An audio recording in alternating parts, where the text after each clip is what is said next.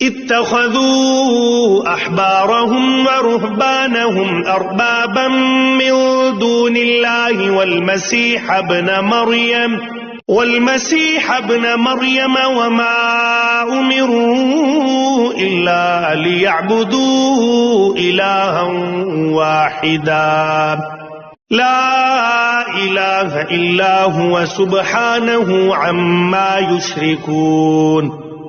انہوں نے اللہ کے بجائے اپنے احبار یعنی یہودی علماء اور راہبوں یعنی عیسائی درویشوں کو معبود بنا لیا ہے، اور مسیح ابن مریم کو بھی، حالانکہ ان کو ایک اللہ کے سوا کسی کی عبادت کرنے کا حکم نہیں دیا گیا تھا۔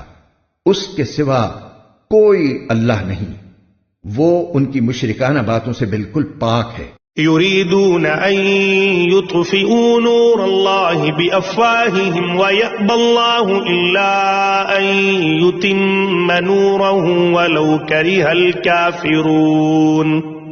یہ لوگ چاہتے ہیں کہ اللہ کے نور کو اپنے منہ کی پھونکوں سے بجھا دیں، حالانکہ اللہ کو اپنے نور کی تکمیل کے سوا ہر بات نامنظور ہے، چاہے کافروں کو یہ بات کتنی بری لگے۔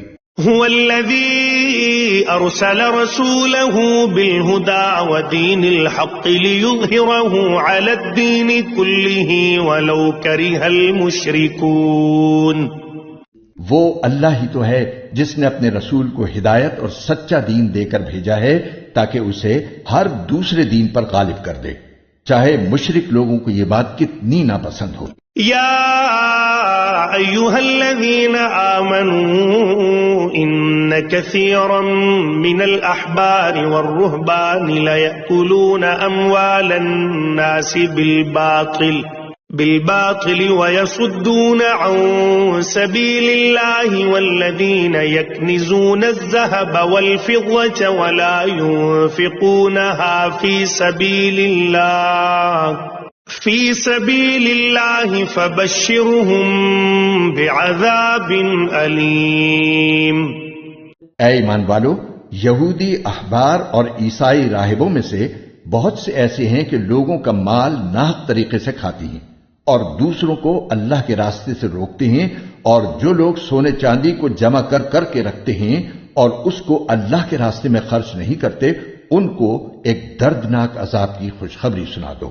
یوم یحما علیہا فی نار جہنم فتقوی بہا جباہہم وجنوبہم وظہورہم هذا ما كنزتم لأنفسكم فذوقوا ما كنتم تكنزون۔